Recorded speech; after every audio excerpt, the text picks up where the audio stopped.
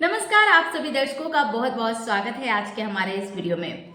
दोस्तों, आज के इस वीडियो में हम बात करने वाले हैं बहुजन समाज में एक ऐसे शेर का जन्म हुआ, एक ऐसे मसीहा बहुजन समाज में हैं जो बहुजनों के हक और अधिकार के प्रति हमेशा भाजपा सरकार के नाक में दम कर देते हैं। जी हाँ दोस्तों, उनके हक और अधिकारों को लेकर हमेशा भाजपा सरकार के नाक में दम कर देते हैं, उनकी नींदों को हराम कर रख देते हैं। दोस्तों, बहुजन समाज पार्टी को टक्कर देने वाले चंद्रशेखर आजाद अब इस वक्त उत्तर प्रदेश के चुनाव के बाद अब बिहार में अपनी चुनावी प्रचार प्रसार में लगे हुए हैं। जी हाँ दोस्तों, 9 बार के मुख्यमंत्री रहे नीतीश कुमार का टेंशन इतना ज्यादा बढ़ा रखे हैं चंद्रशेखर आजाद बिहार में जाकर दोस्तों देखिए क्या कुछ कहते हुए नजर आ रहे हैं चंद्रशेखर आजाद, और किस प्रकार जो सरकारी कामों को लेकर जिस प्रकार आशा है ममता हो गई और ऐसे तमाम पदों पर हैं सरकारी कर्मचारी, उन्हें पैसों के मामले में 200-300 थमा कर उनकी बोलती बंद कर दी जाती है। उनके हक और अधिकार के लिए किस प्रकार बिहार में लड़ते हुए नजर आ रहे हैं चंद्रशेखर आजाद, ये आपको देखना बेहद जरूरी है। जी हाँ दोस्तों, चंद्रशेखर आजाद एक ऐसे मसीहा है जो लोगों की आवाज को बुलंद करते हैं।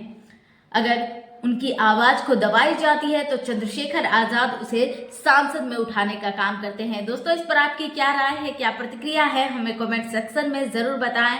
और देखिए ये पूरा वीडियो, चंद्रशेखर आजाद क्या कुछ कहते हुए नजर आ रहे हैं। जो सरकार आपके अधिकारों को लूटने का काम कर रही है, उस सरकार को मिट्टी में मिलाने का काम भी 2025 में हम लोग करेंगे। जो सरकार बहन बेटियों की रक्षा नहीं कर पा रही है, गरीबों, दलितों, पिछड़ों, आदिवासियों, मुसलमानों की रक्षा नहीं कर पा रही है, वो सरकार कानून व्यवस्था का ढिढोरा पीटना बंद करे। अगर आप रक्षा नहीं कर पा रहे हो मुख्यमंत्री, तो पद से इस्तीफा क्यों नहीं देते, कुर्सी छोड़ क्यों नहीं देते, कुर्सी खाली क्यों नहीं कर देते, क्यों कुर्सी चिपके हुए? सांप भी चंदन के पेड़ से नहीं लिपटता, जिस तरह से आप कुर्सी से चिपटे हुए हो। जनता ने आपको इतनी बार मौका दिया और आपने हमेशा जनता को धोखा दिया। ये मौका मिलने पे धोखा का काम अब इसमें बिहार में बंद होने वाला है। मान्यवर काशीराम साहब कहते थे कि आरक्षण से लेंगे, एसपी डीएम वोट से लेंगे, सीएम पीएम। उन्होंने ये भी कहा कि मान लो तो हार और ठान लो तो जीत। अगर आप ठान लोगे तो ये निकम्मी सरकारें भी हटेंगी और आपके हाथ में भी ताकत आएगी। बाबा साहब अम्बेडकर कहते थे, political power is the master की, इट इज द मास्टर की which you can open each and every lock. Political power यानी राजनीतिक सत्ता वो चाबी है जिसके द्वारा आप सारी परेशानी यानी कि सारी समस्याओं के ताले खोल सकते हैं। आप मुझे मौका दे दो, आजाद समाज पार्टी भीम आर्मी के हाथ मजबूत कर दो। अगर आपका एक बच्चा बेरोजगार घूम जाए तो फिर चंद्रशेखर आजाद से सवाल करना मेरे साथियों। यहां के नेताओं को आपने भरोसा किया, आप चुनाव से पहले वो आपकी गली में आते हैं, आपके पैर पकड़ते हैं, आपको चाचा, ताऊ, भाभी, बहन, चाची, ताई, पता नहीं क्या क्या शब्द कहते हैं, शराब पिलाते हैं, मिठाई खिलाते हैं, कपड़ा लुटाते हैं, सारे काम करते हैं। क्यों? क्योंकि बाबा साहब अम्बेडकर ने अपने 4-4 बच्चों के कुर्बानी देके आपकी उंगली में वो शक्ति दी है, जिसको चाहे कुर्सी पे बिठा दो और जिसको चाहे कुर्सी से गिरा दो। अगर ये वोट की शक्ति आपके पास नहीं होती सम्मानित साथियों, तो आपकी बस्तियों में पैर रखने के लिए कोई नहीं जाता। ये बाबा साहब अम्बेडकर के संघर्षों का परिणाम है कि चुनाव के बीच में, चुनाव के समय ये लोग आपके बीच आते हैं, लेकिन चुनाव के बाद क्या, 5 साल तक आप लोग इंतजार करते हैं कि नेता दोबारा दिखाई दे जाए, लेकिन नेताजी दोबारा नहीं आते। आप उनके दरवाजों पर जाते हो तो वो गेट बंद कर लेते हैं और ये कहते हैं कि नेताजी यहां नहीं है। आप ये बताओ, इन नेताओं के सहारे आप अपनी लड़ाई को लड़ लोगे? मैं आपको 3-4 समस्या यहां की रखता हूं, जो साथी यहां उपस्थित भी हैं। एक समस्या जो बड़ी समस्या है वो हमारे होमगार्ड के भाइयों की है।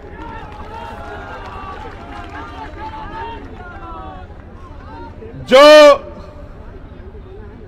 विज्ञापन संख्या 2/2/2011 की बहाली 2022 में ली गई, 13 वर्षों के विलंब से बहाली की गई, इसके बावजूद भी फिजिकल, मेडिकल एवं औपबंधिक मेगा सूची नाम रहते हुए इन लोगों को नियुक्ति नहीं दी जा रही है।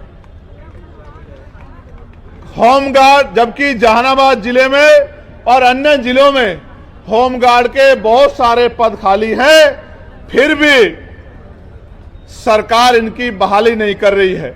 इन्होंने मुझसे आग्रह किया है कि आप हमारी आवाज को पार्लियामेंट में भी उठाएं और हमारी बहाली कराने का काम करें। मैं होमगार्ड के भाइयों को विश्वास दिलाता हूं, मगर विश्वास दिलाते मैं ये भी कहना चाहता हूं, जब सरकार इतने बड़े पैमाने पर निजीकरण करेगी तो कल जो आरक्षण रूपी अधिकार हथियार आपको मिला है वो तो बेसर हो जाएगा। जब सरकारी नौकरी नहीं होगी तो सामाजिक गैर बराबरी आज भी इतनी है, तो दलित पिछड़ों के बच्चे यहां जाति व्यवस्था के आधार पर चमार, वाल्मीकि, पासी, धोबी, कोरी, खटीक, कुशवा, मौर्य, साके, यादव, जाट, गुर्जर, निषाद, जिसको सैनी आपके यहां कहते हैं, कश्यप, पाल, प्रजापति, इनके बच्चों को कौन कुर्सी पर बैठने देगा? आप मुझे बताइए। क्या आज देश में समानता आ गई है? तो इनके बच्चों को कौन कुर्सी पर बैठने देगा? इसलिए निजीकरण करके जिस तरह से इनके बच्चों का रास्ता रोकने का काम किया जा रहा है, मैं आपको विश्वास दिलाने का काम करता हूं कि आने वाले समय में हम लोग निजी क्षेत्रों में आरक्षण की मांग दलित, पिछड़े, आदिवासी समाज के लिए करेंगे और इनको निजी क्षेत्रों में आरक्षण दिलाने का काम करेंगे। ये मैं आपसे वादा करता हूं। साथ साथ हमारी, आपके यहां ममता कार्यकर्ता कहते हैं, हमारे यहां आशा कार्यकर्ता कहते हैं। हमारी जो ममता कार्यकर्ता बहनें हैं उनको प्रति गर्भवती मात्र 300 रुपए राशि मिलता है, और जबकि उनका काम बड़ा कठिन है। इसलिए मैं सरकार से मांग करता हूं कि मिनिमम 30,000 रुपए वेतन उनका करना चाहिए, जिससे वो सम्मान का जीवन प्राप्त कर सके, और उनको परमानेंट भी करना चाहिए। मैं तो होमगार्ड के भाइयों के लिए भी 30,000 रुपए के वेतन की जो है सरकार से मांग करता हूं कि 30,000 रुपए का मिनिमम वेतन होमगार्ड के भाइयों को मिलना चाहिए। अभी कितना मिलता है? 24,000। अभी तुमको तो मिल ही नहीं रहा है, लेकिन जो लगे उनको तो 30,000 मिलना चाहिए। जब आप लगे आपको भी 30,000 रुपए मिलना चाहिए। ये मांग मैं सरकार को करता हूं।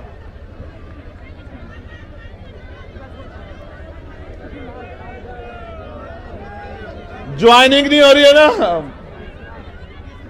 ज्वाइनिंग भी होगी, और जिस दिन ज्वाइनिंग होगी आप लोग बहुत बहुत धन्यवाद भी चंद्रशेखर आजाद का और भीम आर्मी आजाद समाज पार्टी का करोगे, चिंता मत करो।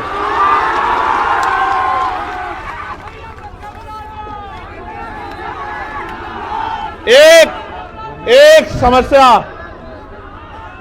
समस्या जो SC ST के कर्मचारियों ने मेरे सामने रखी है, बिहार सरकार द्वारा अस्थायी स्थानापन्न कार्यकारी व्यवस्था नियमावली 2023 के तहत रोस्टर स्थगित रखते हुए अनुसूचित जाति जनजाति कोटि के अनुमान्य 17% पदों को फ्रिज रखकर शेष 83% पदों पर मूल कोटि की वरीयता के आधार पर प्रोन्नति के पद 56 में विहित वेतनमान के साथ उच्चतर पद पर कार्यकारी प्रभार माननीय सर्वोच्च न्यायालय में लंबित सिविल अपील संख्या 4800/2017 में पारित होने वाले अंतिम आदेश के फलाफल से प्रभावित होने की शर्त पर दिया जा रहा है, जबकि अन्य वर्गों के लोगों को आरक्षण का लाभ मिल रहा है।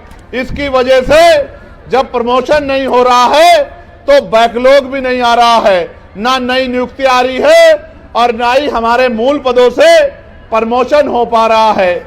इसके कारण कर्मचारियों को परेशानियों का सामना करना पड़ रहा है। मैं इस मंच के माध्यम से शेड्यूल कास्ट शेड्यूल ट्राइब के कर्मचारियों से कहना चाहता हूं कि अब मैं दिल्ली जाके पार्लियामेंट में और वेलफेयर कमेटी में आपका मामला जो है रखने का काम करूंगा। और साथ साथ आपको भी ये कहना चाहता हूं, आप भी कमर कस लो।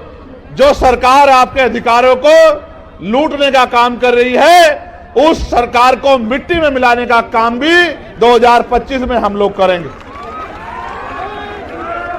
एक यहां बड़ी समस्या जो जमीन की है, भूमि सर्वे के नाम पे सरकार जो है, सरकार ने वादा तो किया था कि हम 3 डिसमिल जमीन देंगे, लेकिन सर्वे के नाम पे, जैसा मैंने आपको पहले कहा कि 14 अगस्त को हम लोग अंग्रेजों के अधीन थे, 15 अगस्त को आजाद हुए, लेकिन 14 अगस्त को अगर किसी पे 1 गज जमीन नहीं थी तो 16 अगस्त 1947 को भी 1 गज जमीन नहीं आ पाई थी।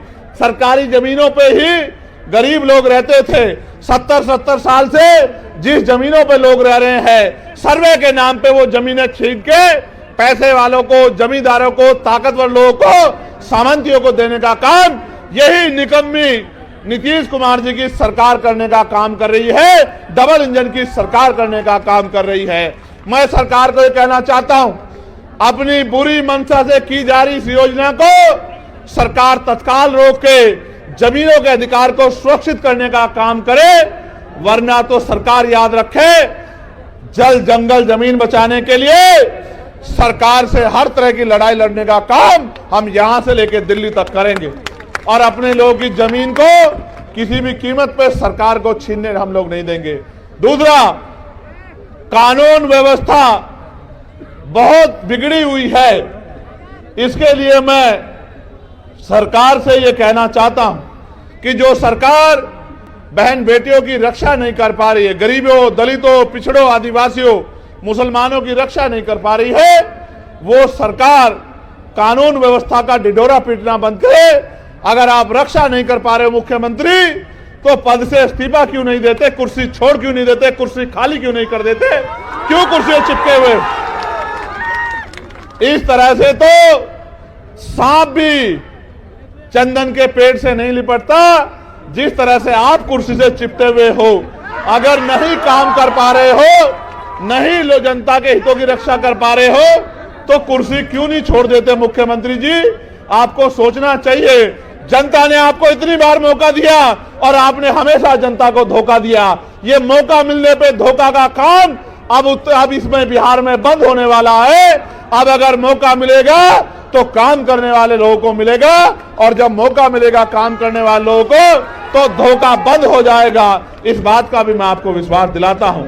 आप यहां आए इतनी बड़ी संख्या में, यहां आके सरकार को चेताने का काम किया, मैं दोनों हाथ जोड़ के आपका धन्यवाद करता हूं। मैं ये मानता हूं कि आपने पिछले 7-8 साल में बहुत मेहनत की है।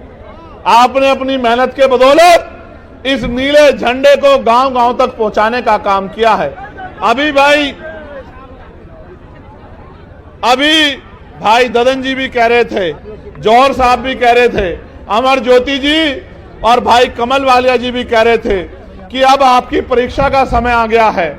आने वाले 8-10 महीने संघर्ष के महीने हैं। जिस तरह आज आप बड़ी संख्या में जुटे हैं, यहां से जब आप घर लौटेंगे तो चैन से नहीं बैठना, क्योंकि अधिकार मांगने से नहीं मिलते, अधिकार छीनने पड़ते हैं, और छीनने के लिए शक्ति बनानी पड़ती है। मान्यवर काशीराम साहब कहते थे, जिसकी जितनी संख्या भारी उसकी उतनी हिस्सेदारी। और उन्होंने ये भी कहा कि आरक्षण से लेंगे, एसपी डीएम वोट से लेंगे, सीएम पीएम। उन्होंने ये भी कहा कि मान लो तो हार और ठान लो तो जीत।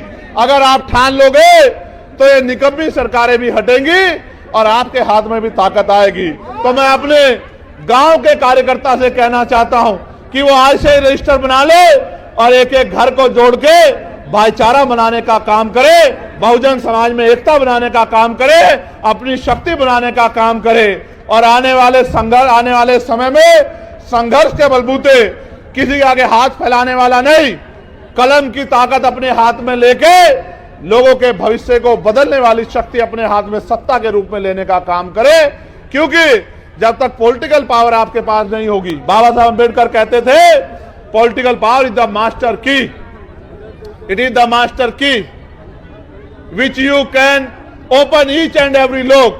Political power यानी राजनीतिक सत्ता वो चाबी है जिसके द्वारा आप सारी परेशानी यानी कि सारी समस्याओं के ताले खोल सकते हैं। आप मुझे मौका दे दो, आजाद समाज पार्टी भीम आर्मी के हाथ मजबूत कर दो। अगर आपका एक बच्चा बेरोजगार घूम जाए तो फिर चंद्रशेखर आजाद से सवाल करना मेरे साथियों, यह विश्वास मैं आपको दिलाना चाहता हूं। जिसको सरकारी नौकरी नहीं मिलेगी उसको प्राइवेट सेक्टर में काम देंगे, उद्योग धंधे लगा के आपके जिलों में रोजगार देंगे, और जिनको प्राइवेट सरकारी नहीं करना उनको लोन देके उद्योग लगाने का अपना काम करने का मौका देंगे। महिलाओं को कुटीर उद्योग लगा के घर तक रोजगार दिलाने का काम करेंगे और इस गुंडागर्दी को जड़ से खत्म करने का काम करेंगे, इज्जत सम्मान की जिंदगी दिलाने का काम करेंगे। किसानों को उनकी फसल के दाम जो है उनकी इच्छा अनुसार दिलाने का काम करेंगे और जीवन भर मजदूरी कर करके बनने वाले इन परिवारों को मुख्य धारा में लाने का काम करेंगे। समान एजुकेशन पॉलिसी प्रदेश में लागू करेंगे और समान health policy, common health policy इस प्रदेश में लागू करेंगे। अमीरों जैसा इलाज गरीबों को मिलेगा और अमीरों को जैसे मिलने वाली पढ़ाई गरीबों के बच्चों को मिलेगी। अपने बच्चों को अच्छी शिक्षा के लिए हर साल 1000 बच्चों को विदेश में पढ़ने के लिए भेजने का काम करेंगे और इस देश की सेवा करने का मौका देंगे। साथ साथ 2010 टोला सेवा संस्कृत बोर्ड के नाम पर अभी तक बहाली नहीं हुई है। कितनी समस्या बताओगे? मैंने आपको समाधान बता दिया है। हिम्मत करके आजाद समाज पार्टी भीम आर्मी के साथ खड़े हो जाओ, एक समस्या नहीं रहेगी और आप मांगने वाले नहीं देने वाले बन जाओगे। और जिन साथियों ने अपनी समस्याएं दी है, जो राष्ट्रीय स्तर की है उन पर राष्ट्रीय स्तर पे और जो प्रदेश स्तर की है उन पर प्रदेश स्तर पे मुहिम चला के संघर्ष किया जाएगा और आपकी मांगे पूरी करवाने का काम हम लोग करेंगे। बहुत बहुत धन्यवाद। जय भीम, जय भारत, जय संविधान, जय मंडल, जय जोहार, जय जवान, जय किसान। आप सबके लिए मंगल कामनाएं। धन्यवाद। क्या वाकई में इनकी बातों में दम है? क्या वाकई में चंद्रशेखर आजाद आने वाले बिहार के 2025 चुनाव में क्या कुछ करते हुए नजर आएंगे? आपकी क्या राय है, क्या प्रतिक्रिया है, हमें कमेंट सेक्शन में जरूर बताएं। तो दोस्तों, देखा आपने चंद्रशेखर आजाद किस प्रकार से बिहार में अब से बिहार वालों को इकट्ठा करते हुए नजर आ रहे हैं, किस प्रकार चंद्रशेखर आजाद उनके हक और अधिकार के प्रति लड़ रहे हैं। नीतीश कुमार जो कि बिहार के मुख्यमंत्री हैं, उनकी रातों की नींद किस प्रकार से उड़ाते हुए नजर आ रहे हैं चंद्रशेखर आजाद। वाकई में चंद्रशेखर आजाद का अगर यही बयानबाजी रहा, इसी प्रकार से चंद्रशेखर आजाद बयानबाजी करते रहे तो आने वाले समय में ऐसा भी हो सकता है कि नीतीश कुमार की जगह चंद्रशेखर आजाद को कहीं बिठा न दिया जाए। दोस्तों, आप क्या सोचते हैं इस बारे में? अपनी प्रतिक्रिया हमें कमेंट सेक्शन में जरूर बताएं। मिलेंगे नेक्स्ट वीडियो के साथ, तब तक के लिए आप सभी से इजाजत चाहूंगी। नमस्कार, जय भारत, जय संविधान।